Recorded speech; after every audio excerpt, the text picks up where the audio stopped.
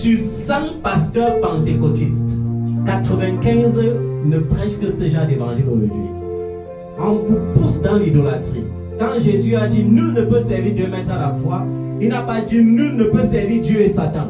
Il a dit nul ne peut servir Dieu et Mammon. Et Mammon, c'est l'entité spirituelle de l'idolâtrie de l'argent. Aujourd'hui, c'est comme ça. Si tu vois le témoignage des pentecôtistes en ligne, tu peux mourir de rire. Pour eux-mêmes, ceux qui voyagent même, le voyage est devenu l'un des plus grands miracles d'un enfant de Dieu. Un enfant de Dieu qui voyage, non, il a atteint le ciel. C'est de l'idolâtrie. Et quand il arrive dans la nation là, il ne peut pas sauter un jour sans parler de Jésus, mais d'un Jésus qui ne le pas d'un Jésus qui reconforte son âme, mais d'un Jésus qui ouvre les portes financières, qui le bénit avec les mèches, vous savez les noms. Et je vais vous dire, je suis désolé de vous dire la vérité. Plusieurs de ces gens-là seront surpris au jour du jugement dernier. Plusieurs seront jugés. Plusieurs, même de ses serviteurs, Jésus a dit, certains diront, n'ai-je pas prophétisé en ton nom? N'ai-je pas opéré des miracles en ton nom? Parce qu'il y a l'évidence. Même les hommes de Dieu qui sont francs-maçons et qui prêchent la franc-maçonnerie, ils prêchent, ils parlent de Jésus. Parce que le jour du jugement, ils vont prendre cela. Avec ton nom, Jésus, j'ai guéri les malades. Avec ton nom, Jésus, j'ai fait marcher les paralytiques. Et Jésus dira, je ne t'ai jamais envoyé. Amen. Artisan de l'iniquité.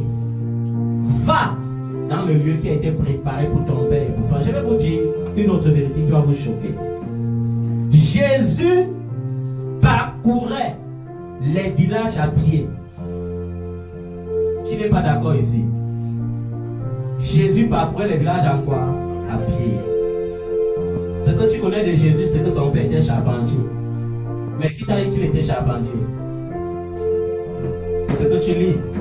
Selon la traduction qu'on te donne, vous serez beaucoup surpris au jugement dernier.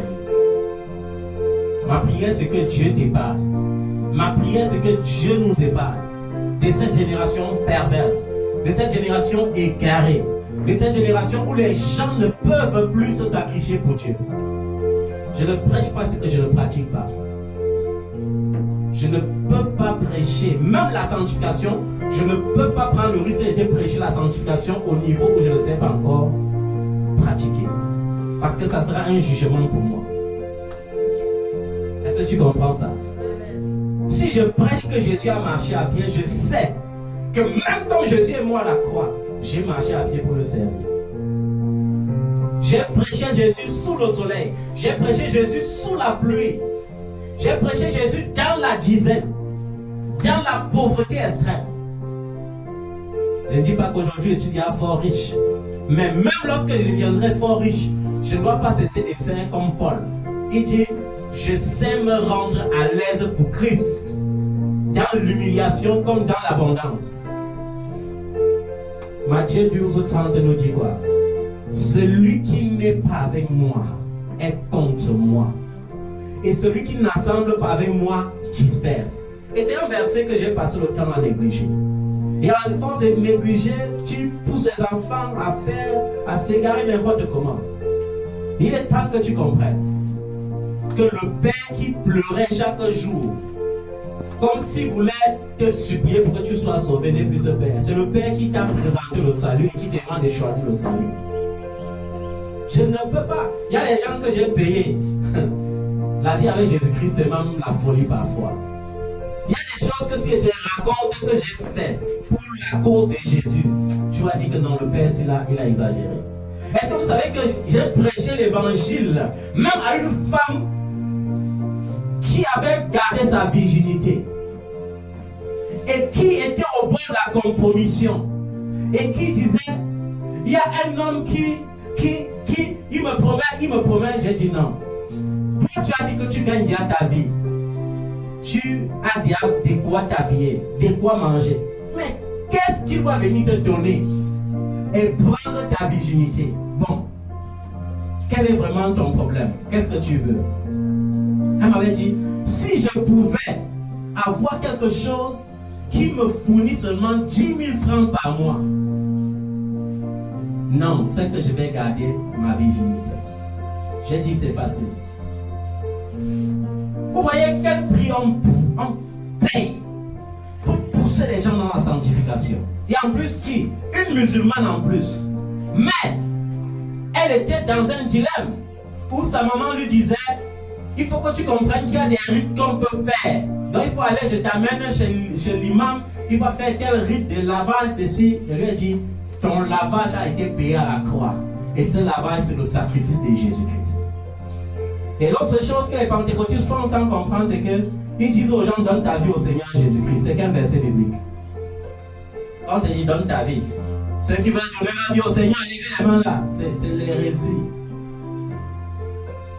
C'est Jésus qui a donné sa vie pour toi. Il veut que tu le reçoives. Pas que tu lui donnes ta vie. Reçois Jésus-Christ.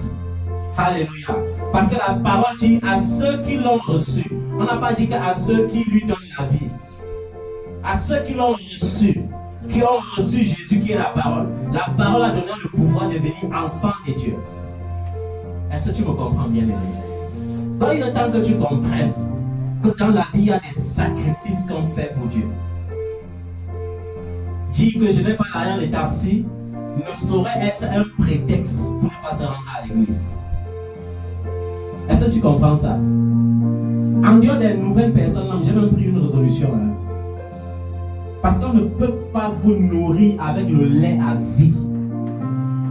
On ne peut pas vous donner le lait. L'âge pour donner la nourriture solide arrive, on vous donne toujours le lait. C'est impossible. Les anciens là qui ont déjà fait 10 ans avec moi là, quand tu sens que tu n'as pas l'argent d'assis, reste-toi à la maison. Si tu ne peux pas marcher pour venir, tu restes à la maison. Moi je vais te dire une chose. Dans les années 2007-2008, en tant que serviteur, en tant que chrétien, malgré l'élection de Dieu sur ma vie, je marchais de vos petits poêlés soit pour aller rendre le ministère. Et quand je finissais le culte, l'offrande ne m'appartenait pas. L'offrande appartenait au pasteur principal. Et je n'étais pas là pour l'imposer que paye-moi le taxi. Le jour qu'il paye, il a payé. Le jour qu'il ne paye pas, je sors, je marche à pied, je rentre encore à mon petit. Même le jour qu'un faux prophète est arrivé au Cameroun et que Dieu a vu l'ampleur du mal qu'il allait faire dans cette nation, j'étais toujours à Borbédji en train de prier. Il m'a dit, lève-toi avec l'onction du jugement et va vers cet homme qui doit se présenter physiquement au Cameroun aujourd'hui. Je suis désolé pour ces adeptes. Je suis désolé pour les adeptes de Tchala et Somba. Ce n'est pas parce qu'il est mort que je dois dire ces choses. Ce sont des témoignages vivants que j'ai vécu de mes yeux. Et Dieu m'a dit, lève-toi avec l'onction du jugement et va. Et j'ai commencé à dire que je ne connais même pas où il est. Il m'a dit, penses-tu que j'ai changé? C'est-à-dire, as-tu oublié que mon esprit peut te déporter là où je veux? Je n'avais pas 5 francs dans ma poche. Mais à cause de mon incrédulité, plutôt que d'être déporté, j'ai marché. Je me rappelle ce jour-là, j'ai marché sous un soleil ardent, de 13h à 15h, quittant de la montagne de Borbédji pour Sam, de Sam pour Tropicana, de Tropicana pour le complexe Beyak. Parce que comme je ne connaissais pas la route, c'est l'esprit qui m'indiquait la route et l'esprit n'indique jamais le raccourci. Et c'est quand j'arrive près du complexe Beyak maintenant qu'il me dit, arrête-toi et écoute là où il y a le bruit et va là-bas. Et il avait tout planifié. Pour savoir que c'est Dieu qui t'envoie, il planifie tout. C'est pourquoi le jour-là, quand j'arrive, c'est à l'instant qu'on ouvre sa portière pour qu'il descende de la voiture. Et première réaction de jugement. J'ai vu, il marquait un pied, on essuyait ses chaussures. Il marquait un pied, on essuyait la sueur. Il y avait plus de 25 protocoles, rien que pour lui. J'ai dit, mais Seigneur, ça veut dire que tu me trompes. Voilà comment les serviteurs de Dieu, on les accueille. Mais je fais quoi sous le soleil à la montagne? Il me dit, tu n'as rien compris. Et j'ai dit, Seigneur, bon, qu'est-ce que je dois faire? Il m'a dit, voilà les gens qui veulent régner à ma place. Et ce jour-là, Il est entré au milieu d'une foule d'acclamations et Dieu a brisé le protocole. Et c'est arrivé à l'heure où on enregistrait les témoignages. Vous savez, ce sont des gens qui fabriquent leurs témoignages à l'avance. Et quand on écrivait mon nom, on ne savait pas qui j'étais. Et je suis arrivé ce jour-là et les gens témoignaient. Le Dieu de papa, j'ai sémé 50 millions la semaine dernière. Et le Dieu de papa m'a fait gagner un marché de 3 milliards. Les gens acclament. Papa m'a dit que ce qui tient le plus cher, viens donner pour Dieu. Je venais d'acheter mon iPhone. Je suis allé donner à papa. J'ai enlevé ma puce dedans. Et c'est chose amusante. Et dans tout ce qu'on donnait comme témoignage, je recherchais le miracle dedans, je ne voyais pas. Et à mon tour, j'étais le dernier sur la liste. Je suis monté et l'Esprit de Dieu m'a propulsé plutôt au pupitre. Et c'était le scandale. Un endroit où même le protocole n'a pas le droit de poser les pieds. Je me suis retrouvé derrière le pupitre. Et j'ai vu le protocole ne plus comprendre comment faire. Et on est venu me dire à l'oreille, descends de là, il n'y a que papa qui monte là-bas.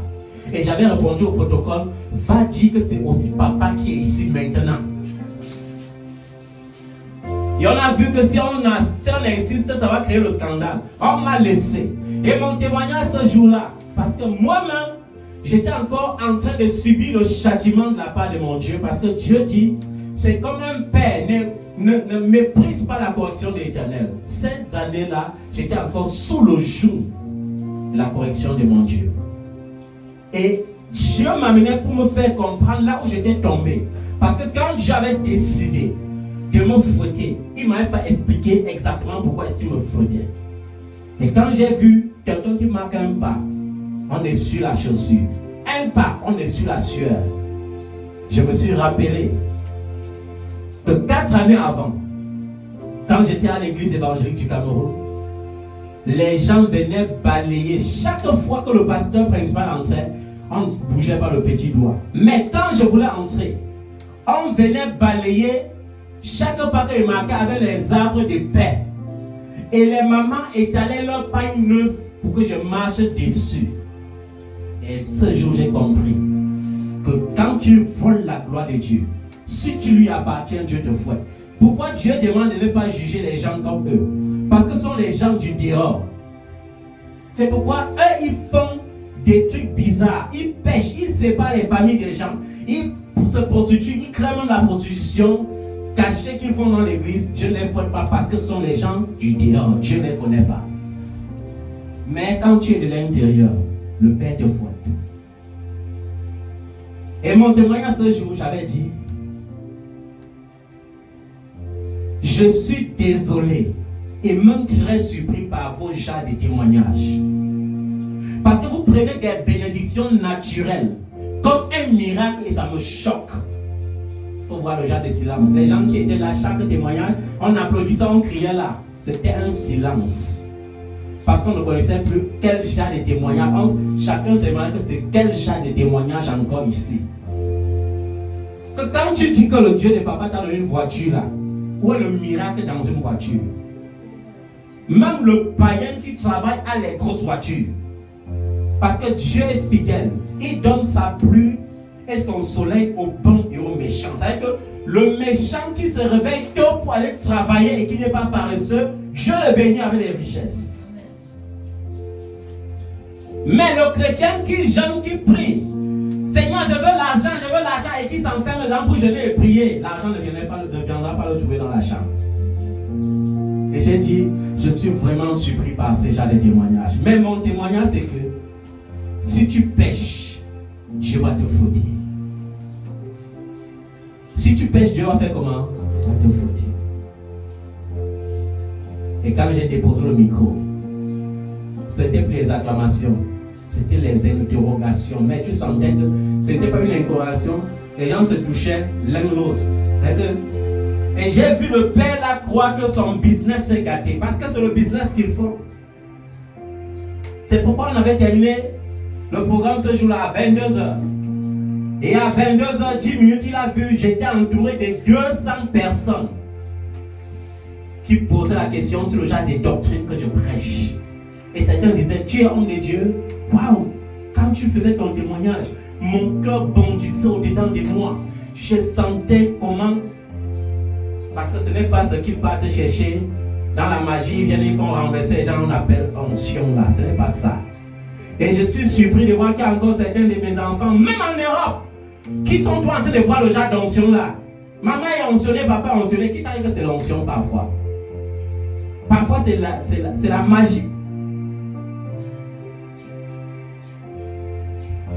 Et je veux te rendre encore ce genre de témoignage aujourd'hui.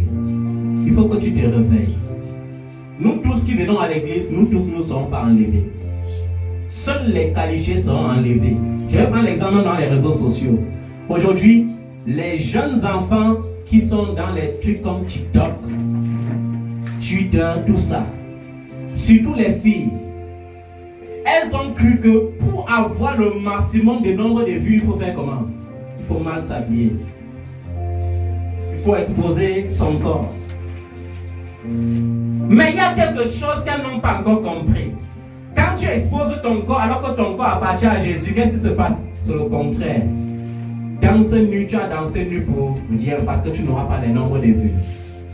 Mais si tu appartiens au système de ce siècle, dès que tu danses nu, tu as 1 million de vues. Parce qu'il y a des gens qui comprennent eux-mêmes au fond d'eux que Jésus les réclame. Mais qui disent que non, moi je veux la gloire du monde. Et Dieu leur démontre par A plus B que même la gloire du monde dépend de moi. Mais elles ne comprennent pas, elles sont toujours là en train de s'exhiber, en espérant avoir, après 5 ans, même pas 10 000 vues, même pas 1000 followers. Mais tu continues toujours d'aller gaspiller le corps de l'Éternel pour exposer aux démons. Ça va t'amener nulle part. Et ce qui m'écoeure, c'est que même les chrétiens et les chrétiennes sont tombés dans ce piège. De la même manière que même le diable qualifie ceux qui lui appartiennent, Dieu aussi qualifie ceux qui lui appartiennent. Nous venons tous à l'église, mais nous ne venons pas tous pour être sauvés. Il y a des gens qui viennent à l'église parce qu'ils viennent chercher une femme. Il y a les femmes qui viennent à l'église parce qu'elles viennent chercher un mari. Il y a les gens qui viennent à l'église parce qu'ils viennent chercher la richesse. Il y a les gens qui viennent à l'église parce qu'ils viennent chercher la bénédiction. Mais pour ceux-là qui sont sauvés, ils viennent à l'église à la rencontre. Pour une rencontre avec le Seigneur. Pour une rencontre avec le Saint-Esprit. Ils viennent comme ça, c'est le jour où l'église commémore par exemple la Pentecôte. Pour dire Seigneur, j'ai besoin de la Pentecôte chaque jour. Je veux que chaque jour ton esprit descende encore sur moi. Je veux que chaque jour ta flamme soit sur ma tête. Je veux que chaque jour ta flamme soit dans mon cœur. C'est ça, ce que les gens qui sont qualifiés pour le salut viennent chercher. Et lorsque Dieu voit que tu viens chercher réellement cela, qu'est-ce qu'il fait? Il t'ouvre maintenant les portes de bénédiction parce que tu as trouvé le royaume des cieux. Il commence à te bénir avec l'argent. Il commence à te bénir avec les richesses. Il commence à te bénir avec les projets. Il commence à ouvrir les portes là où les gens n'arrivaient pas à passer. Il te laisse passer. Pourquoi? Parce que tu as été qualifié ayant trouvé le royaume des cieux et sa justice. Après maintenant, ceux qui étaient là pour chercher les biens matériels, ils finissent par se décourager. Après tu entends, est-ce que Dieu là répond encore? Est-ce que Dieu là existe même? Est-ce que les gens n'ont pas raison? Est-ce que la Bible n'est pas fausse? Est-ce que je ne peux pas aller un peu goûter à la tradition là même? Est-ce que Et la Bible dit pour qu'il les met, pour qu'il les hack, pour qu'il les hélas. Pour ces gens de gens qui sont comme les bouts de papier que le vent emporte à gauche, ça emporte à droite. Toi-même quand tu vois que ta vie n'a plus de sens, ça part à gauche, ça part à droite, ça veut dire que tu ne sais même plus, tu n'as même plus la décision de là où tu dois atterrir. Parce que quand tu deviens comme un bout de papier, quand le vent vole, est-ce que le papier c'est là où il doit arriver? Il ne sait pas. Ça peut atterrir à la poubelle, comme ça peut atterrir aussi au milieu des fleurs. Est-ce que tu as le contrôle? Est-ce que tu as le contrôle ou tu as perdu le contrôle de ta vie?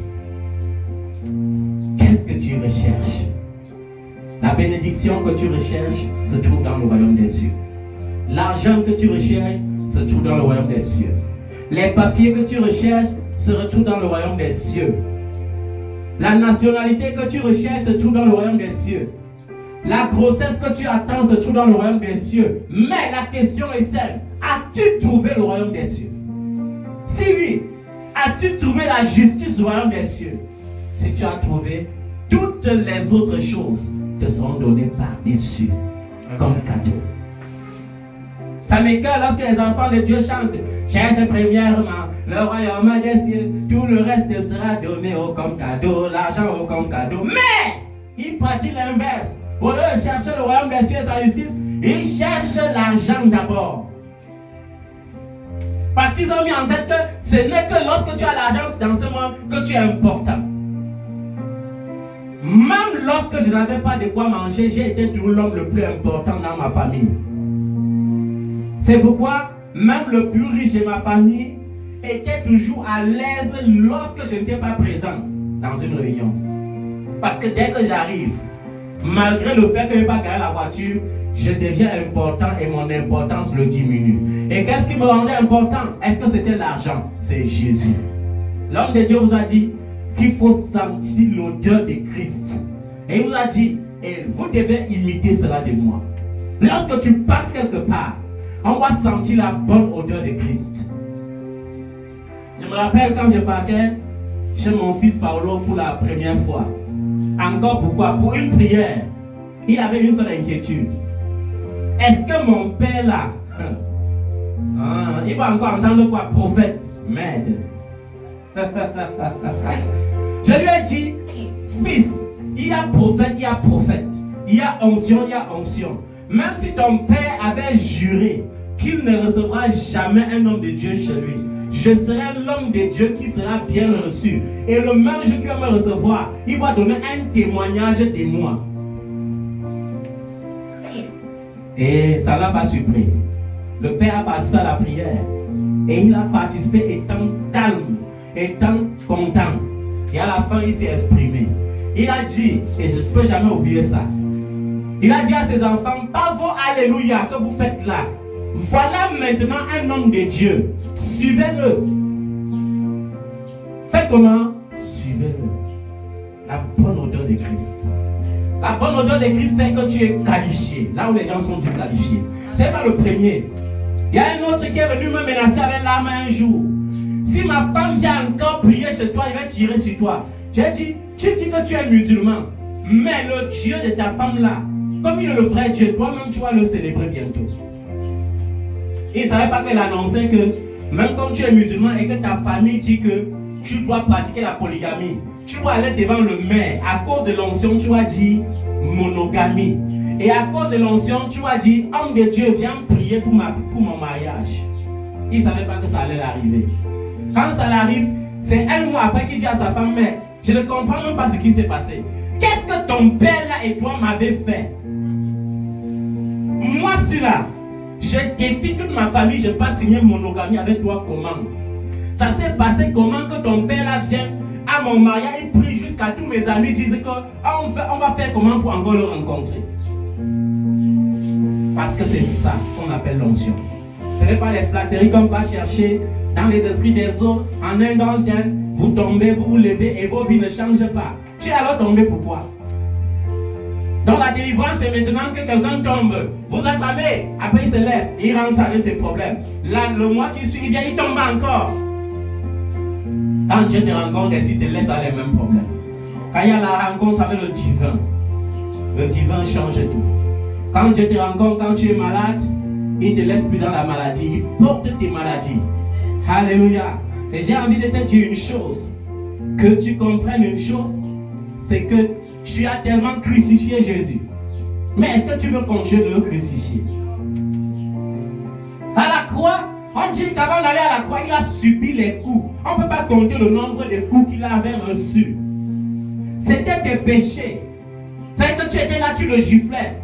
Pendant que tu continues à vivre dans ce que tu vis là, que tu connais, parce qu'il est écrit, il est honteux de dire ce qu'ils font dans le secret. Amen. Pendant que tu vis ça dans le secret, tu es en train de crucifier Jésus tu cloues, tu cloues. Mais est-ce que tu veux continuer de le faire? Parce que la Bible dit qu'il a été meurtri à cause de toi. La Bible dit il n'avait pas de péché, mais Dieu l'a fait devenir péché afin de te justifier. La Bible dit des riches qu'il était, il s'était fait pauvre afin que par sa pauvreté, il t'enrichisse. La Bible dit c'est pour tes maladies qu'il a été meurtri. On a déchiqueté son corps à cause de tes maladies. Et peu importe la maladie, peu importe le nom de la maladie, peu importe comment on peut nommer une maladie, Jésus demeure le médecin des médecins. Il demeure le guérisseur des guérisseurs. J'ai été choqué un jour parce qu'un enfant est venu rendre grâce à Dieu pour dire merci Seigneur, je suis guéri. Après, vous savez ce que l'ennemi a fait? Après qu'il n'a pas fait le contrôle, on dit que non, il y a encore le résidu, tu n'es pas guéri. Quand il se tourne vers moi, il dit que non, peu importe le résidu, tu es guéri. La preuve, c'est que ça a tué les autres, ça ne te tuera pas. Et de la même manière qu'on a déclaré que tu as les résidus, un jour, on te déclarera que tu n'as plus rien. Et le jour était arrivé, on lui a déclaré. Parce que Jésus n'est pas un homme pour mentir. Il n'est pas le fils de l'homme pour se repentir. Ce qu'il dit, il l'accomplit. Et il y a des plans. Les plans de Dieu ne sont pas tes plans. Ce que Dieu pense n'est pas ce que tu penses. Parfois tu souffres parce que tu veux que Dieu pense comme toi. Et je vais te dire une chose. Le secret c'est que on ne force rien avec Dieu. Quand tu as gêné, tu as demandé quelque chose une fois, deux fois, trois fois. Tu ne vois pas la chose, ne force plus. Et ne sois plus triste à cause de ça parce que cela arrivera au temps de Dieu. En son temps me dit, quand ton cœur est déjà prêt pour supporter cela. Vous voulez demander, et je dis toujours, comment tu peux demander 100 millions à Dieu quand tu n'arrives pas à te calmer avec 1 million dans la poche? 100 millions doit te tuer une fois. Tu as 1 million, tu engueules tout le monde au quartier. Tu as 1 million quand tu marches partout. Tu vois le ministre, tu te sens ministre. À cause d'1 million. Ça veut dire que 100 millions alors, tu vas insulter le président de la République avant de te repentir. Dieu nous donne des choses ayant à prêter nos cœurs. Moi-même qui suis votre père, aujourd'hui, je m'assois souvent et dis Seigneur, oh tu es merveilleux, tes plans sont merveilleux. Parce que quand j'étais jeune, oh, personne n'avait des ambitions comme moi. Est-ce que vous savez que dans les années 2000, je marchais déjà partout à Yaoundé pour regarder les terrains qui coûtent 10 millions, 20 millions. Sans avoir 500 francs dans la poche. Je marchais comme ça. J'ai dit non, il ne faut pas même le terrain. Il faut que j'achète une villa même qui coûte même 100 millions quelque part. Ça, c'était mes pensées. Est-ce que c'est la pensée de Dieu? Est-ce que cela veut dire que Dieu ne veut pas que j'habite ce genre de choses? Non. Mais Dieu veut que cela s'accomplisse en son temps. Parce que si ça s'accomplissait avant le temps de Dieu, je ne pense pas que l'amour que les gens ressentent, que je donne à travers les nations aujourd'hui, les gens allaient ressentir ça. Parce que je vous le dis en vérité, je suis le seul, et je ne peux pas vanter ça. Je rends grâce à Dieu pour ça. Le seul qui est appelé papa par des gens qui ne m'ont jamais vu. Certains d'entre eux ne me verront même jamais peut-être physiquement. Mais appelé papa à travers le monde entier avec beaucoup de loyauté. Mais ne jouissant d'aucun fruit de cela. Vous savez depuis combien de temps il partage la parole de Dieu dans les réseaux sociaux? Depuis 2012. Mais il n'y a personne qui peut venir dans les réseaux sociaux dire que, pour témoigner que l'homme de Dieu, si un jour, lorsqu'il prêchait, il a dit que je sème pour la parole que j'ai reçue. Non, non.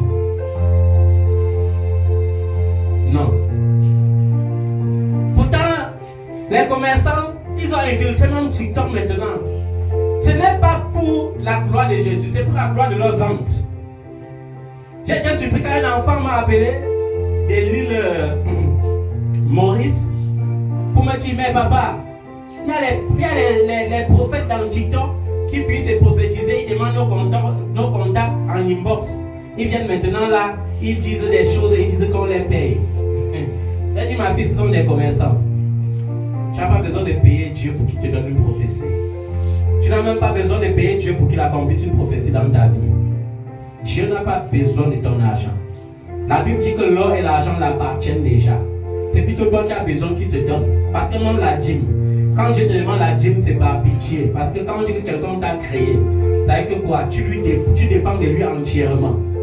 Mais comme il est gentil, il te demande 10%. Il aurait même dû demander 90% et qu'il laissait avec les 10%. Mais comme ça ne lui sert pas, parce que c'est lui qui a tout créé. David a dit un jour,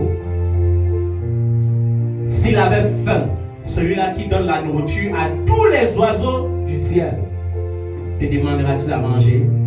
Et s'il avait soif, lui qui a créé tous les océans et les mers, te demandera-t-il à boire? Et aujourd'hui, l'homme de Dieu te dit, il faut que tu donnes à manger à Dieu. Il faut que tu donnes. Soyons sincères. Toi, homme de Dieu qui dis ça, dis plutôt qu'on te donne à manger. Il faut que tu prononces le nom de Dieu sur ça. Dieu n'a pas besoin de ta nourriture. Amen. Est-ce que tu comprends ça, bien-aimé? Et nous devons sortir de ce culte qui nous pousse. J'ai vu beaucoup de pentecôtistes rester sur place parce qu'on les a pas présenté à un Jésus qui a eu la victoire. On les a présenté à un Jésus qui te dit de combattre tous les jours sans repos. Ils ont oublié que dans Luc chapitre 10, du verset 19 au verset 20, qu'est-ce que le Seigneur dit?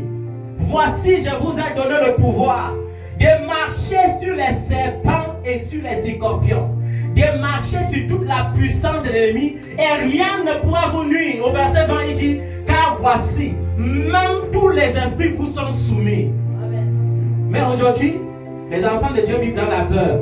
On te dit les esprits, tous les esprits, c'est-à-dire que les sorciers, les maniwata, tout cela, les esprits des eaux, les maris de nuit, les femmes de nuit, on te dit tout cela qui est soumis. Mais d'autres, voilà tous les jours dans la peur. Dans la peur. Comment on t'a pas dit de combattre le démon? On t'a dit chasse-le. Parce qu'il est tellement minable et faible que même le combat ne sert à rien. On dit chasse-le. Mais donc voilà tous les jours. Combat. Oh, au nom de Jésus. Démon, je te combat. Démon, je te piétine. Démon, je te botte. Qui t'a appris ça? Tu as lu ça où? Et tu te mets dans les problèmes. Et c'est ça la porte ouverte. Parce que dans le livre de Job, qu'est-ce que Job dit? Ce que je crains m'atteint. Alors, quand les démons voient que tu les crains, ils sont obligés de devenir tes amis. Quand les sorciers voient que tu ne comprends pas qu'on a dit qu'on t'a donné le pouvoir sur eux, ils sont obligés de te côtoyer parce que tu ne comprends rien du tout. C'est pour ça que les sorciers te poursuivent tous les jours. Mais si tu te souviens que Dieu a dit, je vous ai donné le pouvoir de marcher sur eux, ils vont te suivre. C'est ce que tu crains qui t'atteint. C'est ce que tu crains qui fait comment? Dieu travaille avec nous d'étape en étape. Et je vous ai dit, même matériellement parlant, vous avez vu les étapes pour les enfants qui ont marché à mes pieds. Comment on a prié à la montagne, comment on a prié dans la rue, comment on a prié dans une chambre, comment on a prié dans un studio, comment on prie maintenant dans ce petit cadre. Et quand Dieu a vu qu'on nous persécutait là-bas de l'autre côté, qu'est-ce qu'il a fait? Il nous a envoyés ici, où on ne peut plus nous persécuter ouvertement. Même si les gens veulent le persécuter, ils cherchent les moyens, parce qu'ils savent qu'on ne peut pas persécuter. Et ce lieu, si on me dit que parfois, on prêche comme ça dans un lieu à crédit, combien de personnes vont savoir? Combien de personnes? Mais la Bayeresse est tranquille. Elle sait qu'il y a un homme de Dieu. Elle sait qu'il y a un homme de Dieu intègre. Elle croit même à mon avenir parfois plus que moi-même. Elle ne croit pas parce qu'elle voit la voiture qui est garée. Elle ne croit pas à cause de l'apparence physique. Elle croit parce que Dieu lui a révélé. Alléluia. Toi, tu vis dans la peur parce que tu refuses de marcher dans la révélation. Tu refuses de marcher dans la vérité. Tu refuses. Tu es tous les jours, on te dit chasse le démon, tu combats le démon. On te dit que Dieu t'a donné le pouvoir sur les magiciens, sur les sorciers. Et on te dit que quoi? Qu'ils sont devenus ton marche-pied. Mais toi, tu es là tous les jours pour les combattre. Courage, il faut les combattre. Il faut faire comment? Ne te décourage pas. Jeûne tous les jours, tous les mois. Combat-les. Combat-les. Et plus tu vas vivre dans la paix, plus le nombre va augmenter. Ça veut dire que quoi? Tu vas combattre un camion, 2 camions vont arriver. Tu vas combattre 2 camions, 3 camions vont arriver. Quand ils seront 10 camions même, le combat sera intéressant. Non, ne te décourage pas. Continue de jeûner. Jeûne, même si ton estomac souffre, jeûne encore. Jeûne, même si ton corps souffre, jeûne encore. Jeûne, même si tu te sens déshydraté, jeûne encore. Parce que même si tu meurs, ça fait quoi? Même si tu meurs, ça fait quoi? Quand tu vas mourir, est-ce que tu vas aller en enfer pour avoir jeûné? Non, non, non, non. La seule chose que tu vas faire, c'est que il y a encore des gens que Dieu compte sur toi pour sauver. Mais tu les auras abandonnés pour aller tôt. Et l'attente n'est pas facile. C'est pourquoi quand tu lis le livre des Apocalypses, la Bible dit que pour consoler ceux qui attendaient, on les a donné une robe blanche qui a été blanchie dans le sang de l'agneau. Parce qu'il disait, il n'y a que Seigneur, jusqu'à temps, on va encore attendre. Mais si tu es pressé d'aller attendre, non, non, tu pars. Jeune. Combat. Ne te décourage pas. Chacun souffre à cause de son ignorance, à cause de la manière dont il déforme la parole, à cause des mauvais enseignements qu'il reçoit. Et malheureusement, ce sont les mauvais enseignements qu'on aime. Tu veux devenir riche, apprends à donner. C'est aussi simple que ça. Tu veux vivre dans l'abondance, apprends à partager. C'est aussi simple que ça. Alléluia. Tu veux être béni tous les jours de ta vie, alors sois dans la justice de Dieu tous les jours de ta vie. C'est aussi simple que ça. Cherchez premièrement le royaume des cieux et sa justice. Ça veut dire que je dois satisfaire complètement les désirs du Saint-Esprit. Et les désirs du Saint-Esprit, c'est que je dois obéir à Dieu. Et l'obéissance à Dieu consiste à me sanctifier tous les jours. Pas certains jours, comme certains le font. Est-ce que tu te sanctifies tous les jours? Il y a des jours que tu cherches un verset biblique pour te convaincre que le péché est secret. Il y a un enfant de Dieu qui m'a dit un jour, papa, ça c'était depuis la Côte d'Ivoire. Papa, mon père m'a dit que au temps des prophètes, les prophètes avaient beaucoup de femmes. Il ne comprend pas pourquoi aujourd'hui les prophètes prêchent qu'il faut avoir une seule femme. Je veux dire que, ma fille, ton père là te désire déjà. Ton père l'a fait comment? Et je ne pense même pas qu'il te désire même déjà seulement. Un jour, tu vas me dire la vérité. Un jour, tu vas faire comment?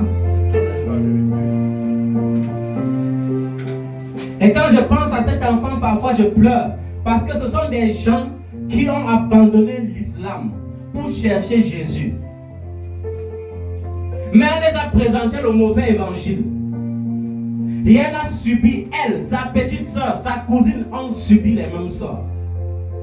Et aujourd'hui, la conséquence est quoi? Au lieu de tomber enceinte, on est toujours enceinte des millions. Parce qu'il y a des marabouts comme ça là, cachés avec les tuniques des prophètes qui mettent les gants blancs. Ils se disent que la blancheur de la vie terrestre symbolise qu'on est sauvé. Qui viennent prêcher audacieusement la parole. Et qui font de toute leur vie leur proie au nom de la parole.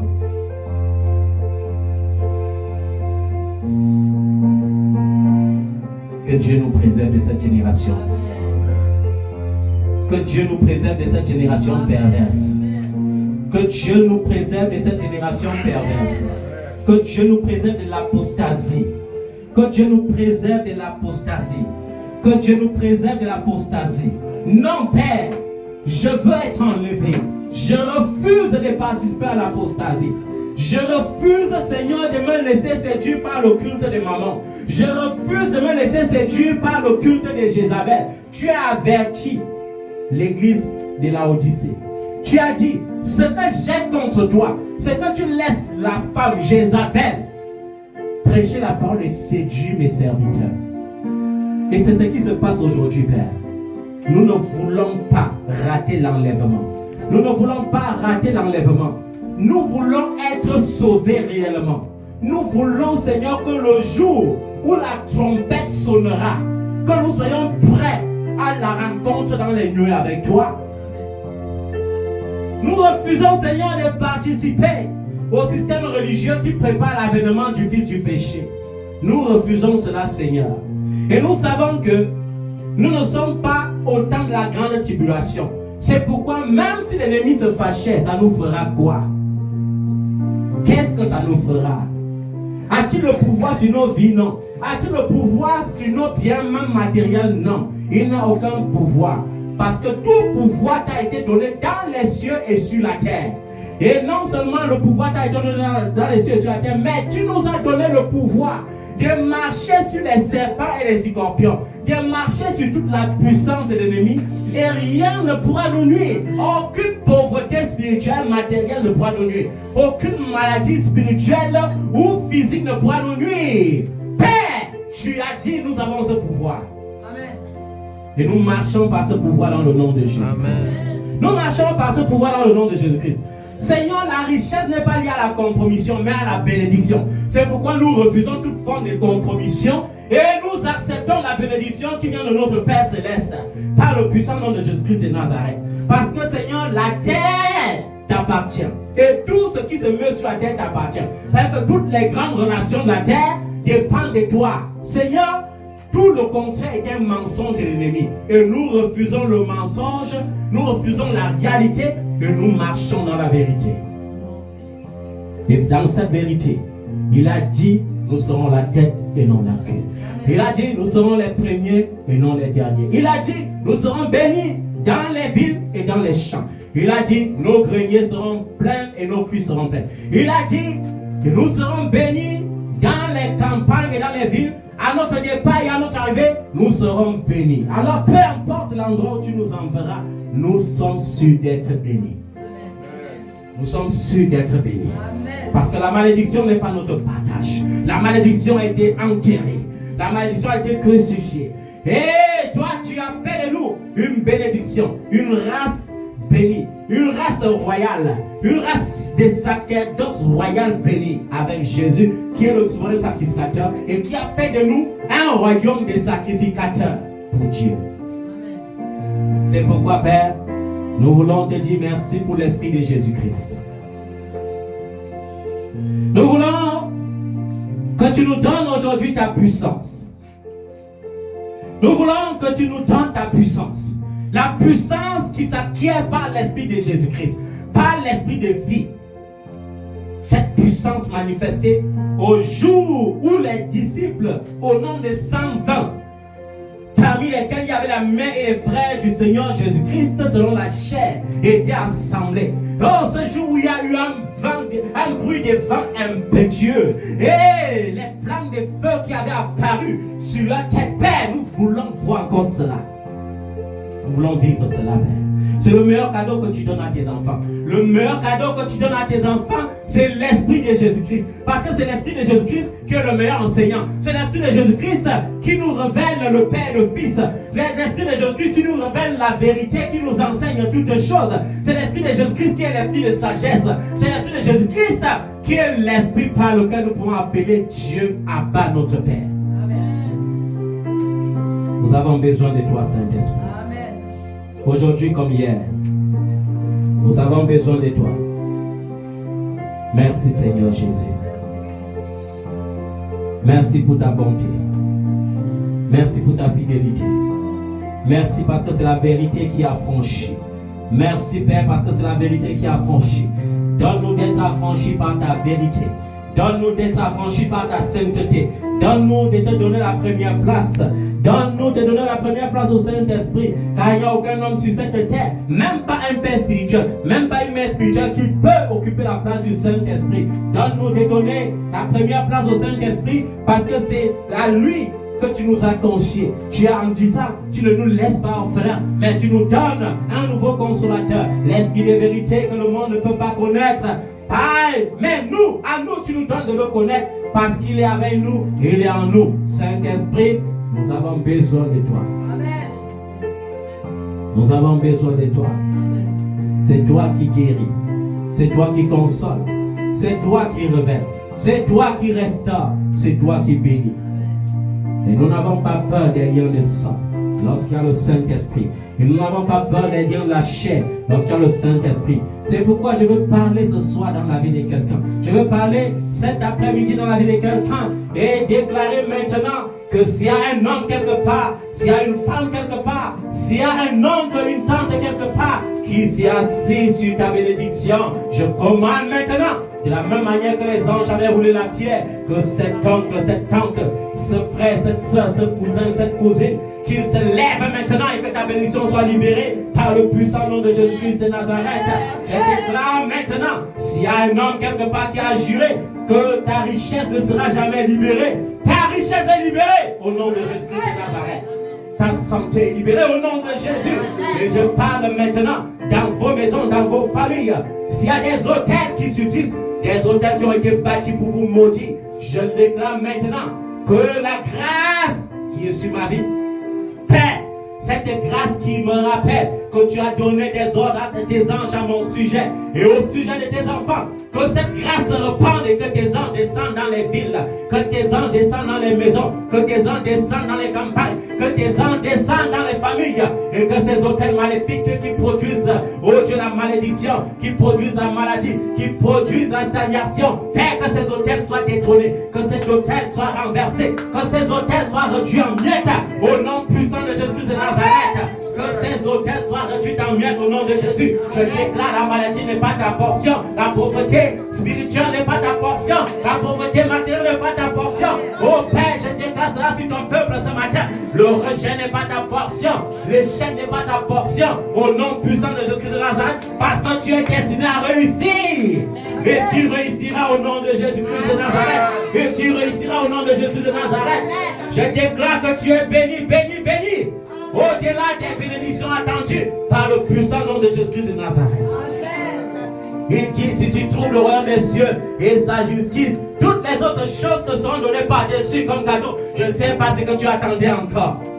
Peu importe les rêves que tu vois, peu importe les visions que tu reçois, peu importe si tu es encore convaincu que tes frères consanguins ou tes sœurs consanguines, ou bien tes propres frères, ou tes propres sœurs, ou bien tes propres cousins ou cousines, ou bien tes oncles ou tes tantes, peu importe, même si c'est ta mère, je déclare, ils n'ont aucune autorité sur ce qui t'appartient. Ils n'ont aucune autorité sur ce qui t'appartient. C'est pourquoi je déclare maintenant que tout ce qui était tien et qui était captif soit libéré maintenant par la puissance de l'onction qui brise le joug. Ce qui était tien soit libéré au nom de Jésus-Christ de Nazareth. Tout hôtel qui produit en toi la poisse, tout hôtel qui produit en toi la limitation, le rejet, tu vas avancer mais tu n'arrives pas. Tu vas être honoré, mais c'est l'humiliation. Ces hôtels ne subsisteront plus. Ces hôtels sont brisés au nom de Jésus. Amen.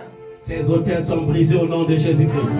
À partir de ce jour, je déclare, tu seras honoré partout où tu iras. Tu seras accepté partout où tu iras. Tu brilleras, on verra ta lumière. Lorsque tu passeras, on verra ta lumière. Peu importe, dans les bureaux où on ne te recevait pas, on te recevait. Si dans un bureau, on a programmé le rejet, je déclare l'acceptation maintenant. Si dans un bureau, on a programmé le refus, je déclare l'acceptation maintenant. Je déclare la validation maintenant. Au nom puissant de Jésus-Christ de Nazareth. Même ce voyage que tu attends doit te surprendre. Il suffit juste de croire. Parce que lorsque les temps sont accomplis, tout s'accomplit également. Amen. Ça va arriver au nom de Jésus. Amen. Ça va arriver au nom de Jésus. Amen. Ça va arriver au nom de Jésus. Amen. Ça va arriver.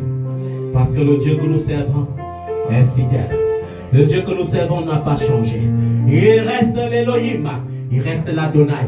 Il reste l'El Shama. Il reste l'El Léon. Il reste El Rapha, El Jireh. Il reste Adonai. Il n'a pas changé. Il reste l'Elohim qui ne change pas. Le tout-puissant guerrier. Ce Josué qui ne change pas. Ce Yoshua qui ne change pas. Ce Yeshua qui reste le Messie à toujours et à perpétuité. Il ne change pas. Et parce qu'il ne change pas, réjouis-toi bien-aimé. Parce qu'il ne change pas, réjouis-toi. Parce qu'il fera de toi un sujet de joie. Parce que certainement cette année, quelque chose de grand est sur le point de s'accomplir. Peu importe que nous soyons en mai, peu importe que nous soyons en fin mai, il veut accomplir quelque chose d'extraordinaire pour toi cette année. Comme il a promis. Le repos, il te donne. Alléluia. La bénédiction, il te donne. Parce que les temps sont accomplis, bien-aimés. Les temps sont accomplis. Réjouis-toi en l'Éternel. Il dit, réjouissez-vous en l'Éternel. Réjouissez-vous. Je le répète, réjouissez-vous. Je le répète, réjouissez-vous. Et je le dis encore ce matin, réjouis-toi en l'Éternel. Réjouis-toi dans ce Dieu qui est le Dieu de ton salut. Amen. Le Dieu vivant. Amen. Le Dieu fort. Amen. Le Dieu puissant. Le Dieu redoutable. Le Dieu redoutable qui ne change pas. Quand je pense à ce Messia, oh Messia, quand je pense à ce Messia, Yeshua HaMashiach, ce jeune homme disait, il avait les mains sèches. Papa, si tu veux, alors je serai pur. Yeshua l'avait dit, je le veux, sois pur. Yeshua te dit, je le veux, sois béni. Yeshua te dit, je le veux, sois guéri. Yeshua te dit, je le veux, sois riche maintenant. Yeshua te dit, je le veux, va réussir.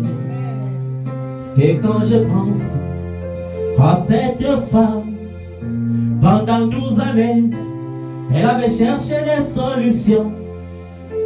Quand je pense à la mère de Jairus, elle avait marché vers les grands médecins. Elle s'était débrouillée pour chercher la santé. Mais un jour, elle avait vu Yeshua. Lorsque tu verras Yeshua, oh, souviens-toi, lorsque tu le verras, comme pour la mère de Jairus, elle avait pensé si je le touche, oh, est-ce que tu peux le toucher? Et lorsqu'elle avait touché, le sang s'était stoppé. Quand je pense à cet homme de la piscine de Bethesda, pendant une trentaine de vies, dans la paralysie, il n'avait personne pour le jeter dans les eaux agitées. Mais aujourd'hui, Yeshua est là pour toi. Il est là pour toi. Oh. Il est là pour toi. Il te portera. Il te délivrera. Yeshua est là. Et il te dit, comme il avait dit à ce paralytique, lève-toi, prends ton lit et rentre chez toi. Lève-toi maintenant et avance là où tu n'arrivais plus à avancer. Que l'espoir renaisse. Parce que lorsque Yeshua est là, tout peut changer. Quand je pense à ma propre vie, je n'avais pas de maman.